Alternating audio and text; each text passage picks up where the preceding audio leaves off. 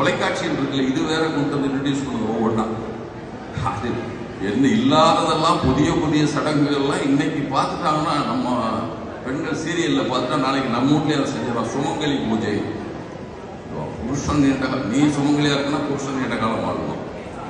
சரி, உன் புருஷன் ஒரு நாளாவது நீ நீண்ட காலம் வாழணும்னு சொல்லியிருக்கானா? இப்ப நாம அப்படி கேள்வி கேட்க போய் புதுசா கண்டுபிடிச்சிட்டோம், பெண்களுக்கும் விழா நடத்த ஆரம்பிச்சிட்டான். ஏன்னா இந்த பசங்க கேள்வி கேட்கிறாங்க, இதுக்கு முந்தி ஏன் இல்லை?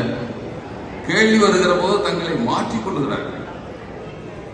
ராமாயண காலத்திலிருந்து பாருங்க, ராமாயணத்தில் ராமன் எப்படி பிறந்தார்?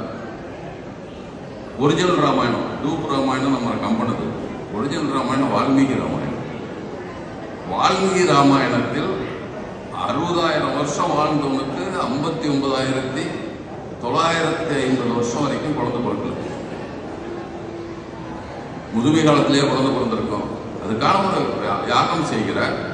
யாகம் செய்து தன்னுடைய மனைவிகளை ரிஷிகளிடம் ஒப்படைக்கிறார். நம்மளை கருவூட்டி கொடுப்பதற்கு, நீங்கள் கரு உண்டாக்கி கொடுங்க, உங்களுக்கு தட்சணை கொடுக்கிறேன். யார் யாருக்கு கொடுத்தாலும் எழுதியிருக்காங்க.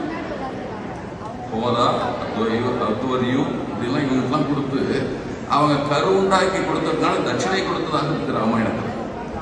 நம்மலாம் கேள்வி கேட்டாங்க. பெரியார் பேசுறாரு. பெரியார் வந்து பழைய பதிப்பு வச்சிருப்பார் ராமாயணத்தில். புது படிப்பில் என்ன பண்ணிட்டான், பாயாசம் கொடுத்தாங்க, பாயாசம் எல்லாம் குடிச்சாங்களா, குழந்தை பிறந்துருச்சாங்க.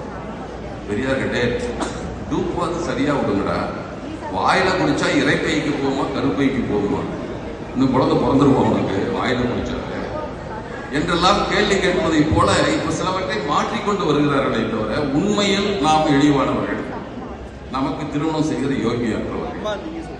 அப்ப மந்திரங்கள்னு சொல்றாங்க. மந்திரத்தெல்லாம் நிறைய உங்களுக்கு சொல்ல வேண்டாம், பொருள் கேவலம்